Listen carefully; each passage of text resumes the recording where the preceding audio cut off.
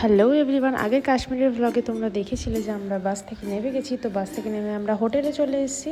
এখানে সবাই ঘুম থেকে উঠে গেছে। তারপর সানার মা সবার মুখে একটু ফেস প্যাক লাগিয়ে দিল যাতে সবাই ক্লিন হয়ে যায়। আর তারপর দুপুরে খাওয়া দাওয়া সেরে আমরা চারজন একটু গল্প করছিলাম। ইতিমধ্যেই আমাদের বেরোনোর টাইম হয়ে গেল। আমরা যাচ্ছি আজকে বৈষ্ণব দেবী টেম্পল। ওখানে প্রথমেই মাতাজির মাথা পট্টিটা আমরা বেঁধে নিলাম। তারপরে আমরা এখানে লাঠি নিয়ে এলাম। আমি প্রথমে ভাবছিলাম লাঠির দরকার পড়বে না, কিন্তু লাঠির খুবই দরকার পড়েছে। যতটা উঠেছি তার তখন বুঝতে পেরেছি। তারপর কতটা রাস্তা গিয়ে আমি আর হাঁটতে পারছিলাম না, জুতো খুলে রাস্তায় হাঁটছিলাম। এই যে বাবার এখানে একটু শরীরটা খারাপ হয়ে গেছিলো বলে আমরা বসে গেছিলাম, সানাও পারছিল না। আমরা শুধু ঠাকুরের জোরে আর নিজের মনের জোরে উঠতে পেরেছি। এই ভিউ পয়েন্টটা দেখো কি সুন্দর লাগছে দেখতে।